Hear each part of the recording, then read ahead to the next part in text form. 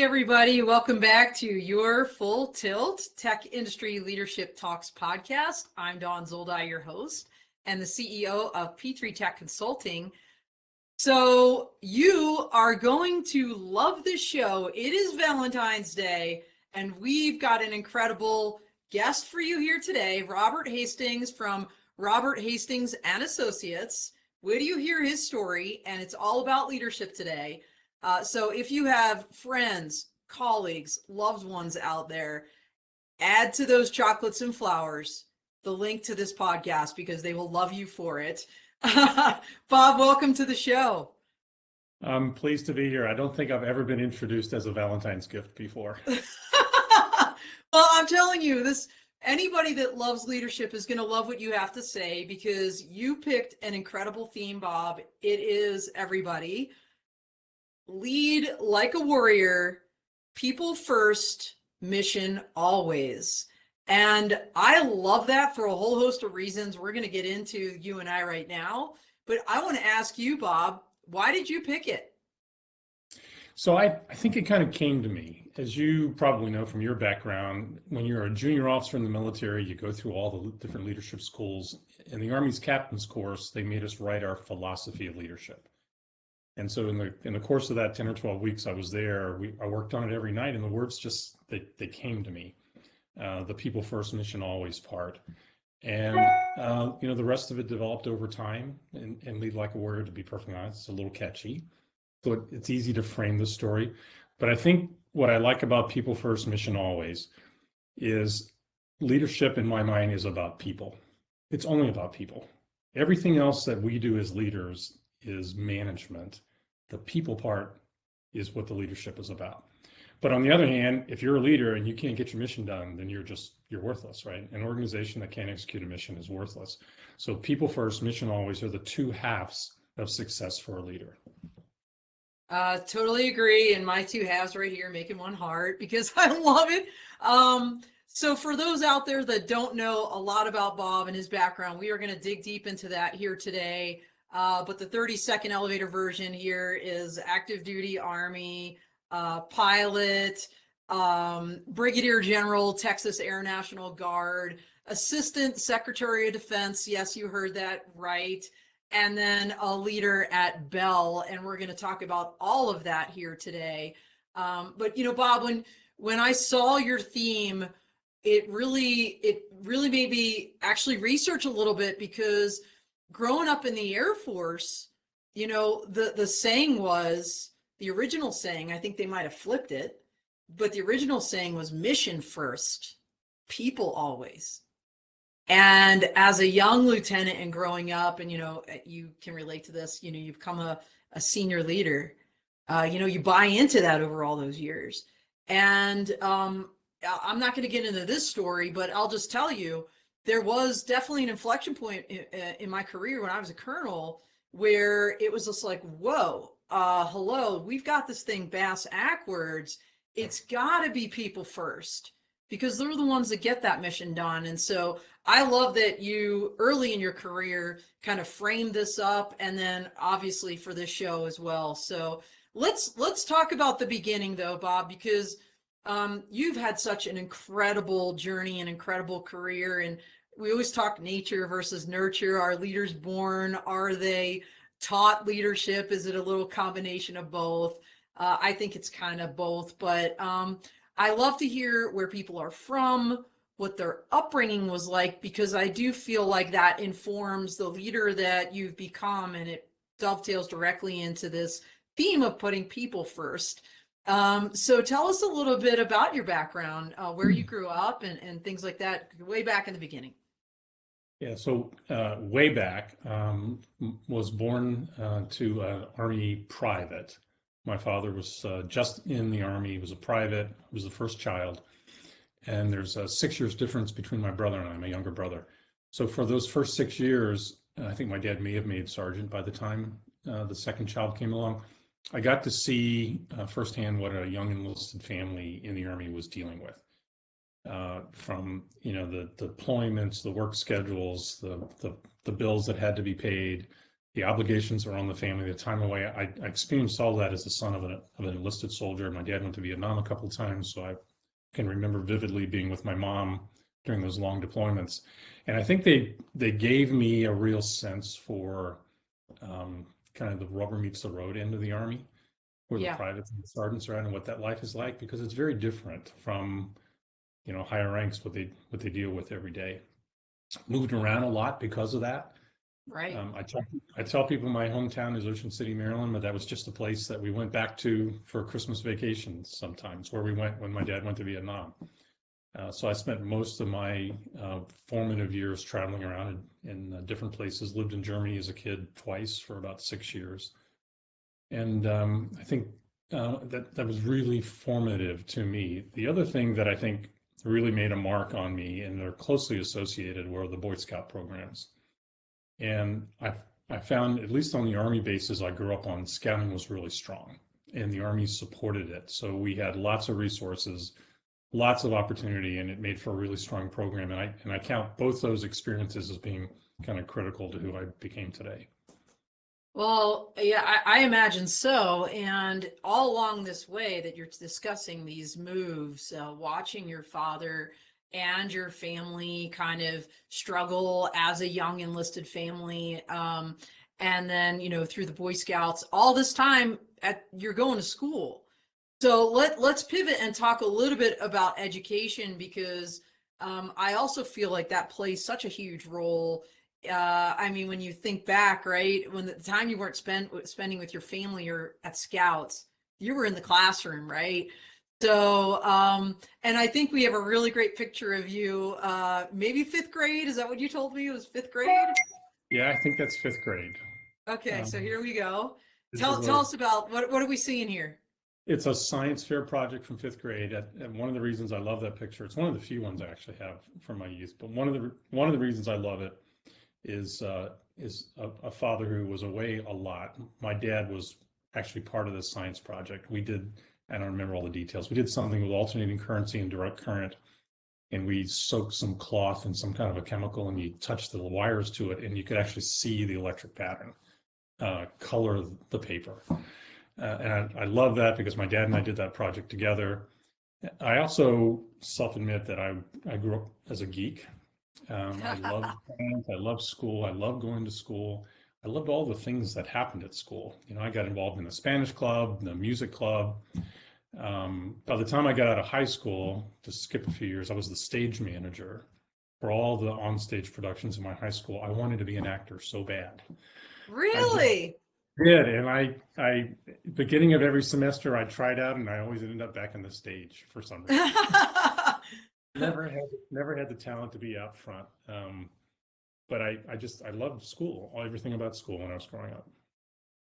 So at some point along the way, you started loving aviation. I'm just curious where that came from, because, well, because you said your dad was an Army private when you were little, and then made sergeant along the way, and moved up higher in the ranks on the enlisted side of the Army. Was he involved in aviation, or were you exposed to that through some means, through the Army or the Boy Scouts? So, well, it's interesting you say Boy Scouts. I can tell you the exact moment that it happened. So I was 11 years old, Boy Scout, working on my aviation merit badge. You get your little book. It says, "Go find a pilot," right? And so I asked my dad for a pilot. We lived in government quarters at Fort Knox. He walks me next door to the next door quarters. It was an Army warrant officer. I show him my little aviation book. I tell him I want to study my merit badge, and he says, "What are you doing? You want to go fly?" And regulations are a little different now than they were back then. Right, Um, right. we hopped in his car, and we went out to the airfield. He threw me in the left seat of a Huey, and we went flying. Oh Uh, my God. And that you were was 11? that was my 11-year-old experience, and Wow. have been a pilot since that day. That I made up my mind there was nothing else I wanted to do in life but fly helicopters. That was it.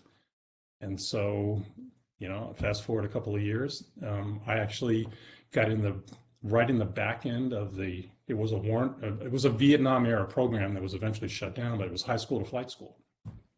And I got in Okay. right on the end of high school.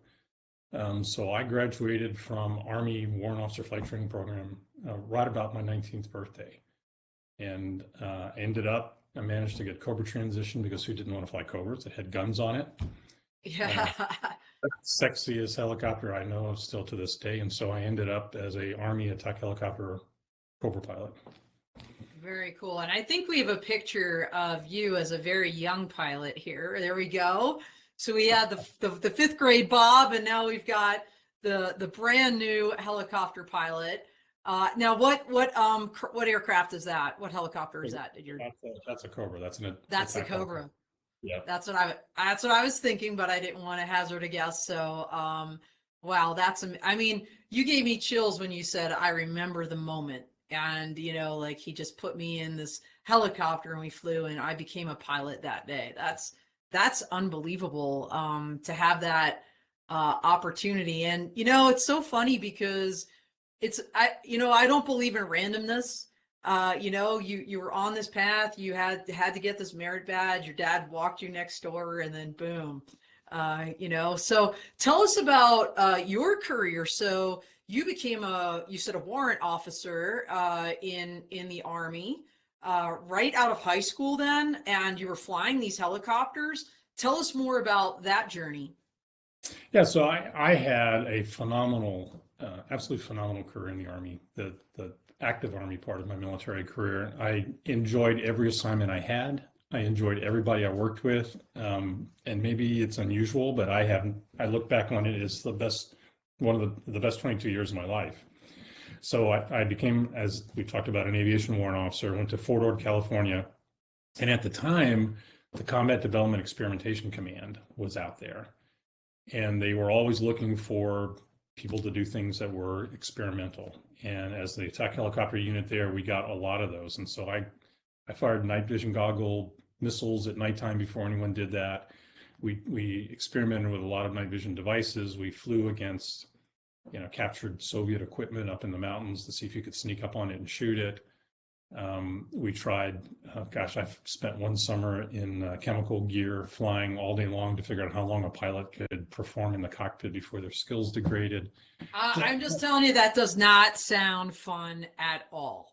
It was a blast, actually. It was also, Southern California, and I was single, so it was a great place to be a young pilot. I then went to Europe. It was the height of the Cold War, the early 80s. The 11th Armored Cavalry Regiment is my regiment that I still affiliate with. They were flying the border patrol between East and West Germany at the time. Oh, wow. So that became, I kind of grew up a little bit, right? So I was in my early 20s then. I became a section leader with half a dozen other pilots working for me. And that was my first taste of leadership, is that I didn't have to just get myself to work in the morning and get my helicopter off into the sky on time. Yeah.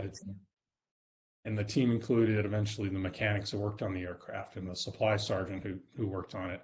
And I found that I really just love leading. And I love leading more than anything else that I was doing, so much so that I was walking through the headquarters one day and I happened to be there when the motor officer was fired. And I heard the executive officer scream, "Just get me a goddamn motor officer. It's all I want." And the personnel guy comes running out, and I followed him down to his office, and I said, "What's that?" And I ended up as a motor officer. I'd never even changed oil on a car before. And I took control of the motor platoon. We had about 250 vehicles. And that year, at the end of that year, we won the best motor maintenance activity in all of Europe. Wow. And so I just kept biting on these little bit bigger pieces of leadership. And eventually, a friend of mine sat me down and said, "You're a warrant officer. And if what you want to be as a leader, you need to go to OCS." Yeah, and which is the officer candidate school? Officer candidate school, right? And yeah. Actually get on the Army's leadership track. So I did that. I was 30 years old when I went to OCS. The average age of my class was about 22. So yeah, I was going to say, like, I know, so I'm sure it's different when you're already in and transitioning over. But I just recall in the Air Force, I feel like there was a cutoff like 23, to come from the outside into OCS or as an officer. Unless there were exceptions, right? Like doctors that had advanced degrees and they needed doctors, these kinds of things. The band, that's a weird one. They'll take like all kinds of people to be in the band. And by the way, they're the most highly educated group. Surprise, surprise, in the Air Force. Most of them went to Juilliard, etc. So yeah, interesting. So you were like 30. I want to pause this for a second and go back in time because we started this with your dad walking you next door, and your theme is this people first, mission always. And when I think of that neighbor, that gentleman that was a helicopter pilot that dropped everything he was doing and took the time to focus on you and do that, I think that's such a great example of putting people first. And you're like, for you to witness that, not only in your dad and him, kind of taking you along to do that, and then the neighbor also doing these things. I imagine all along the way, even before you were in charge of the giant motor platoon that you just talked about, that as you were coming up through those warrant officer assignments and opportunities, that you were also leading. So tell me, what do you believe is the most challenging thing in leading people, especially as a younger person? Yes. But the hardest thing to do is to go from buddy to boss. Yeah. I use, right? And in my civilian career, I've had to manage that a number of times where you promote somebody up within the organization. It's not like the military that you move them to another base. Yeah. Buddy to boss is tough, and particularly as I was a warrant officer becoming a leader. Then it was, in fact, just the same guys that I was hanging out with. All of a sudden, you're the team leader. Yeah. It's a really challenging place, and then I think it just means you have to really understand that your job is about people and about the impact you make. And so the lesson I took out of the neighbor, Yeah. and it's a lesson that followed me all the way through to even some recent examples, is that he probably had no idea when he said yes of the impact he was having on somebody's life. Right. And we have to realize as leaders every single day that we make decisions sometimes in haste, sometimes without gathering the information or thinking it through. We make the best decision for us in the organization without thinking about what the impact is, positive or negative. And there's a bumper sticker saying that says, as leaders, we face 100 opportunities to do the right thing every day. And we do one, and we're proud of it. Look at this great decision I made. Right. But there were 99 other opportunities, and everybody else saw all 99. So Right. So it just reminds me that you have to be aware all the time as a leader that you're talking about people and the impact you can make to their lives. Yeah. So as a practical matter, we talk about this idea of putting people first. Like, what would your advice be to others, how they do that in practice, not just in saying, but in practice? Like, give me an example looking back in those early days where you had a choice to make, one of those 100 choices, where you made the right one and you put people first, and kind of what the outcome of that was. Yeah, so I think if I don't know if I can pull a single one out of my mind, but the category that comes to my mind is when I've trusted someone to do a job that the world thought they couldn't do. Right. Either because they were not of the right pay grade, right? So maybe Right. it was a sergeant and somebody thought a staff sergeant should do that job, or it was a lieutenant and someone thought it should be a captain, or not even at work where I'm at now, not a manager, and you give them responsibility. And I like to think that I push people out on thin ice a little bit with a safety strap. And I think people have to know that you're aware that you're putting them on thin ice. You're asking them to do more than they may be comfortable doing, but they also have to know that you're right there with them, right? And you're gonna grab them if they fall through. You're gonna make sure that they're safe and that they're going to be successful. I think it's just, you just got to be aware with everything you do that it's a people issue. Every decision you make as a leader needs to be looked at through the lens of people. Yeah, always, absolutely. So you went to OCS, Yeah. Officer Candidate School, and you transitioned from being essentially, this you know, the warrant officer is kind of a really interesting rank, right? Because it like straddles like enlisted officer in a way. And at some point, the United States Air Force, we did away with that rank, you know, but how was that transition? What, as a leader, how was it different being now a no kidding commissioned officer instead of a warrant officer, and from a leadership perspective? Yeah, so I found it to be completely different, much different than I thought it would be. So the truth is, the reason I didn't go to OCS till I was 30 is when I was 26, I started applying for direct commission. And I was convinced that I didn't need any development. I already had it, I had it all, right? I was Right, proving right. it every day, and I got turned down and turned down and turned down. And finally, I hit 29, and I put my packet in, and I had somebody say, "This is it, right? If you miss this one, you're going to be too old to go to OCS." So I went to OCS. I learned so much at OCS, and really what I learned was what I would call doctrine. There are reasons for why bureaucracies do things. And Yeah. although I generally hate bureaucracy because people use that as an excuse, but there's a reason why you do maintenance daily by the driver and weekly by the mechanic, and and why some things go to that supply depot versus that one.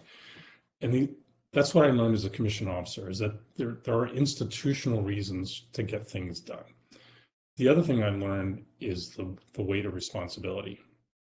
When I was a warrant officer team leader, I don't think I felt the weight of responsibility that the commander had. Right? Yeah. If I or my team crashed one of these aircraft, I was going to feel individual responsibility, but I had no idea that the commander might get relieved of command for what one of its pilots did. So Right. I learned that sort of responsibility and accountability piece stronger as a commission officer than I understood it as a warrant officer. And I think a lot of people might disagree with that, but at least that's how I felt as I went through that transition.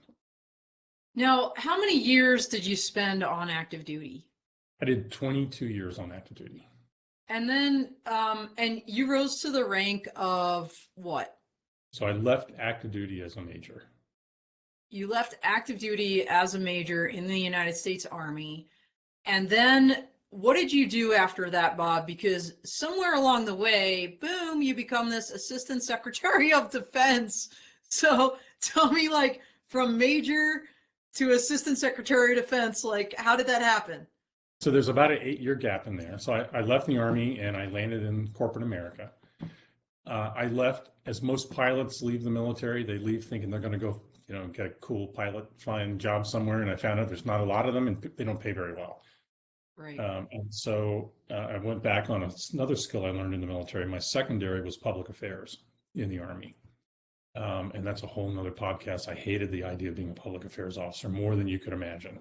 And so, Bob, just like for everybody out there that doesn't have a military background, so they can appreciate what like a PA person does, Yeah. it's almost like, oh gosh, I don't want to make it an equivalent to like a marketing person on the corporate side, but like the strategic communications person in a corporation, where you're interfacing with the media, you're interfacing, well, with everybody within your own organization, of course, but you're that kind of bridge between the media in any form and your organization. Is that a good like summary of PA? Yeah. Okay. It's corporate communications for the Army. Yeah. And the day I got my letter that said my secondary was public affairs, I looked it up and I'm like, why the heck would anyone ever want to do anything like that? But Bob, it's don't you think it's ironic you wanted to be on stage, you wanted in high school, you wanted to be that guy, right? You wanted to be an actor. And I'm telling you, those skills, they do, you had those skills, by the way. Some knucklehead in your high school missed that. But yeah, I think a lot of those things kind of translate. It's, you know what it's all about, honestly? Leadership. Because you have to be able to work with a lot of different kinds of personalities, and you have to communicate well to be that bridge. So honestly, it doesn't shock me that somewhere along the way, through all the leadership things you did, the Army realized like, hey, this guy would be maybe good at this too. So, So so the most important thing I think public affairs people need to do, government public affairs, different than corporate communications, is the government has an obligation to the citizens, right? right. Our government belongs to our citizens. Our Army, our Air Force belongs to our citizens. And so the role of public affairs is to make sure they understand what's going on and can put it into context. So it's not, I really hate the word spin. It's not spin, it's context. And being able to Absolutely. It's storytelling at its finest, really, because there's big things at stake. And when I say story, I don't mean in terms of making things up. In terms of explaining, what is happening or what has happened. So where then for 8 years in the corporate world, you were doing essentially public affairs equivalent? Yeah, I did corporate communications in the civilian world. And what a lot of people don't understand, I had no idea, is the Presidential Personnel Office has headhunters, just like corporations do. And so most of the political jobs are not people that donate big money. I mean, they make headlines. You see them on TV all the time. They're people that headhunters have gone out and found. And I literally got a phone call one day. I was in London at the time on a business trip. So it was a weird hour of the day. And I get this call that said, "This is the White House operator. Is this Robert Hastings?" I said, "Yes." And they said, and you're like, am I being punked right now? No kidding. It's exactly what I thought. I couldn't believe who could possibly be calling me and telling me they were the White House switchboard operator. But I finally get put through to the director of White House presidential personnel, go in for 3 or 4 interviews with the headhunter, then you bump into the White House for a day of interviews, and then they sent me over to the Pentagon for a day of interviews, and pretty quickly, probably from that first phone call until I swore into the office, probably 90 days, I was sitting in the Pentagon. Wow. And I think we have a great picture of you. So your duty title after this round of very serious interviews was Assistant Secretary of Defense for what? So the whole long title, Principal Deputy, Assistant Secretary of Defense for Public Affairs. Okay. Big, and that picture we just showed, that was you in the Pentagon doing what, a press briefing or something? That's a press briefing in the Pentagon. Yep. Wow. I mean, from, being the son of an Army, enlisted person to Assistant Secretary of Defense, what an incredible journey. And how many years did you spend doing that particular assignment? So I was there 18 months, which sounds like a short job, but in the tenure of that job, there's a wall of all the people who've had the job, they're all in there about 18 months. Yeah, I imagine it's pretty high speed, and I don't want to say soul sucking, but being in the Pentagon, like, number one, just being in the Pentagon, and number two, being the guy that's out front, always talking to people about what's happening, across the Department of Defense. That's got to be exhausting.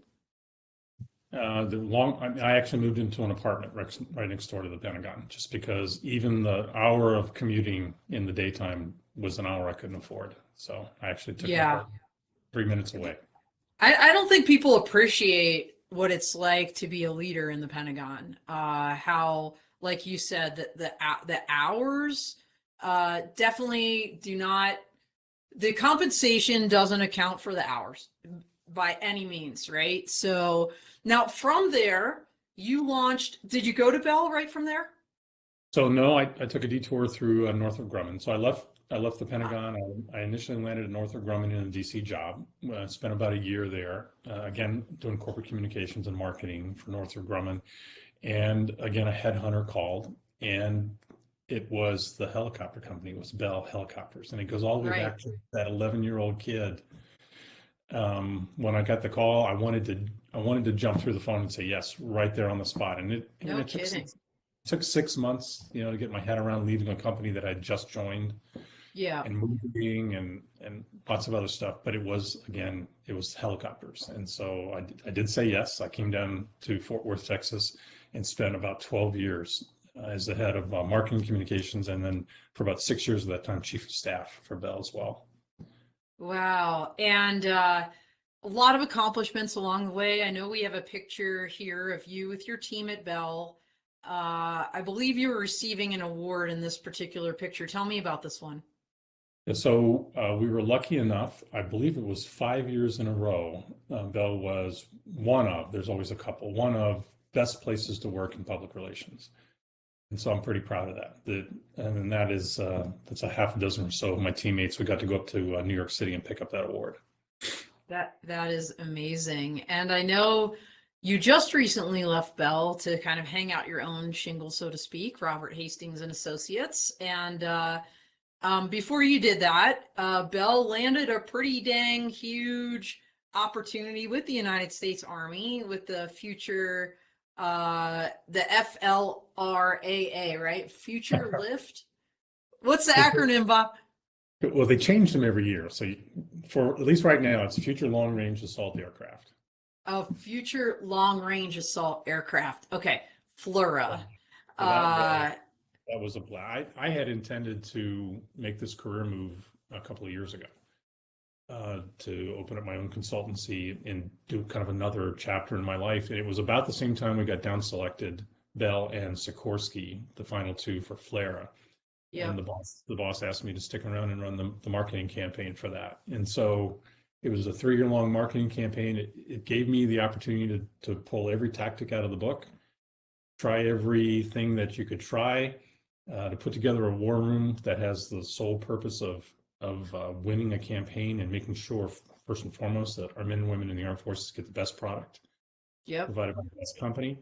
But also I like to win. And so, part of what we talked about at every meeting in the war room was making sure that the guys in the other war room lost.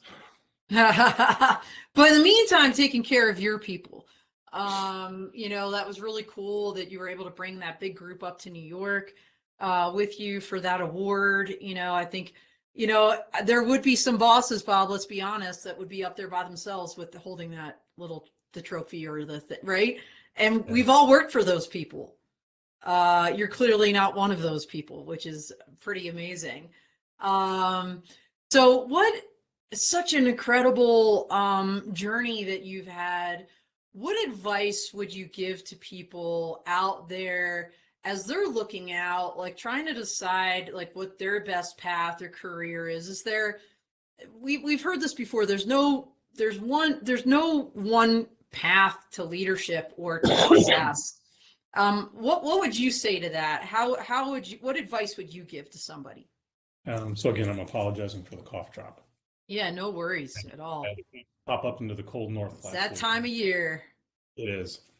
Yeah. So I also, in the opening line, you talked about whether, leader read. I also don't know what the answer to that is either. I think it's probably some of both. There are some people who do have the natural talent, just like some people can pick up a football and throw it perfectly. Somebody else needs a coach to do it. I think there is a lot of development to be a good leader. There's a lot of opportunity, mentoring being my favorite way of developing, but there's certainly coursework. But here's my advice when you're thinking about what to do. Say yes. Just say yes to opportunities when they come. Don't be afraid. Don't put yourself on a track where you can't get off. I had an eye-opening moment. This is another one of those moments where a leader did something for me, and I had this conversation with him a few years ago. They did not realize the impact he had on me. Right. So when I was in British Aerospace. It was my first corporate job. I was over in the UK. It was a little high potential course I was in, and the chairman of British Aerospace was having dinner with us. We're sitting around smoking cigars in a castle in Ireland. Oh my gosh. And drinking scotch. And so people were getting pretty free with the chairman. And one guy finally said, the strategy of the company doesn't make sense. What we're trying to do doesn't make sense. I don't understand this. Nobody understands it. Why don't you fix it? To the chairman? To the chairman. So you got it's quiet. Like, have another shot, buddy. Yeah. So the chairman says, he thinks for a second, very dramatic, long pause out of the cigar. He goes, there's 10 of us. Are any of you afraid of being fired today? Did any of you get up this morning and think that your job was so precarious that you would get fired? So we all had to admit, no, we're in this high-pay course. Do any of you feel as though you're not qualified for the jobs you're in? No. Do any of you feel you're not qualified for the next job you could get? No. Then you guys fix the goddamn company. Make decisions, lead, go out there and do things, and I've got your back. As long as you're trying to do the right thing for the company, I will always back you up. Yeah. And I said, I saw him a couple of years ago, and I related that story back to him. He didn't even remember being in the castle with us that night. But it's like my 11-year-old next door neighbor. He made such an impact on me when he said, just go do what you think is right.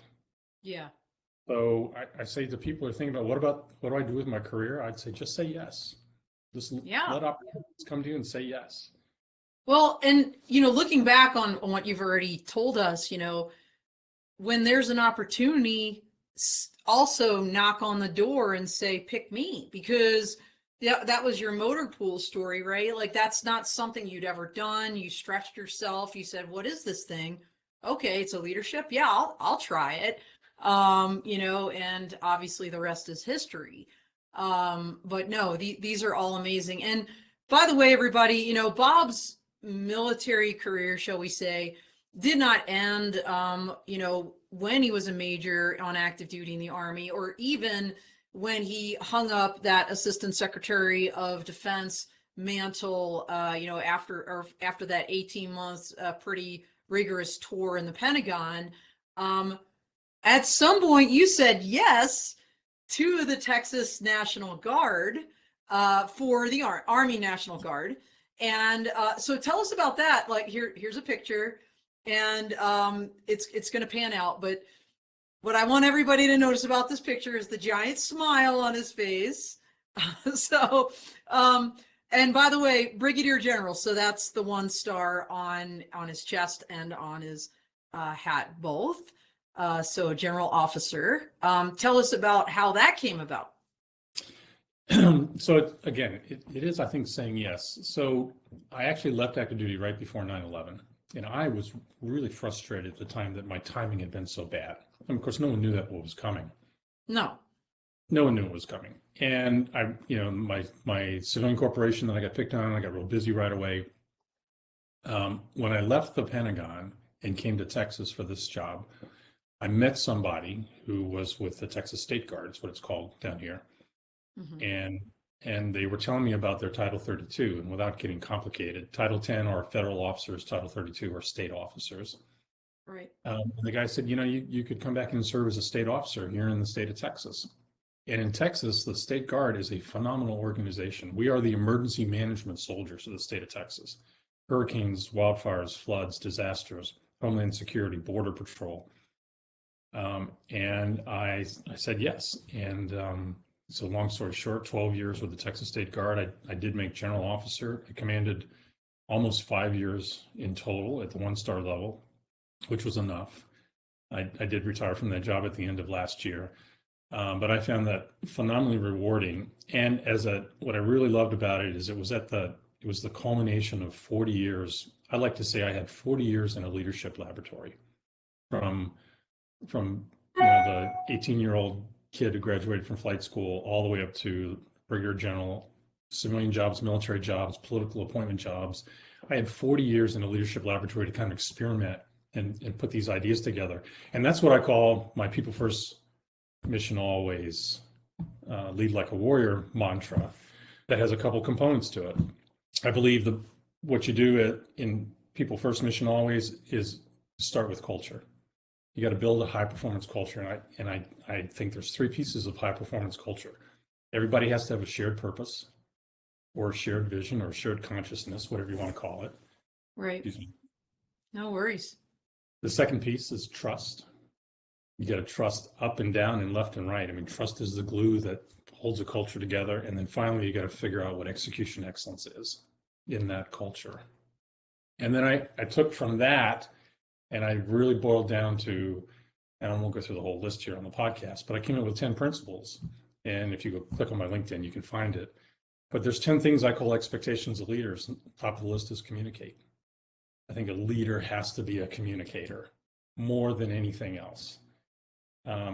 And if you're a communicator and you accept that communications is more about listening than talking, then you know your people and you know what is on their mind and you know what they want and you know what they need. And then as you work your way down that list, it's things like building trust and confidence and performing under stress. And probably the most important one after communications is grow future leaders. The most important thing a leader does is leave another leader in their wake. Absolutely.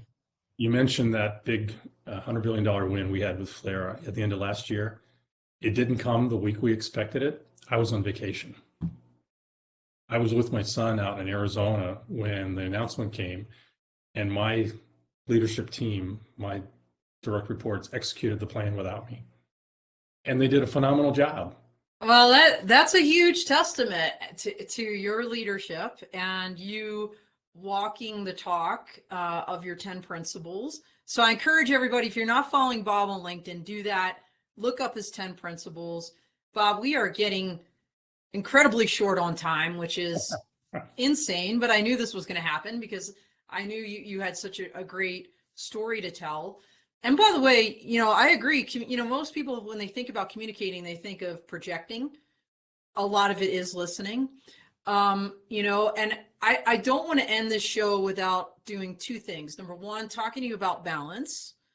And number two, doing our quick lightning round at the end. So I'm going to pivot the conversation to talk about balance because, with all of these incredible life experiences and career experience you had from, sipping scotch, in Ireland, to flying Cobra helicopters, to leading a motor platoon, to being a general in the Texas National Guard, and then being a corporate leader at Bell. And that's just, some of the wave tops here.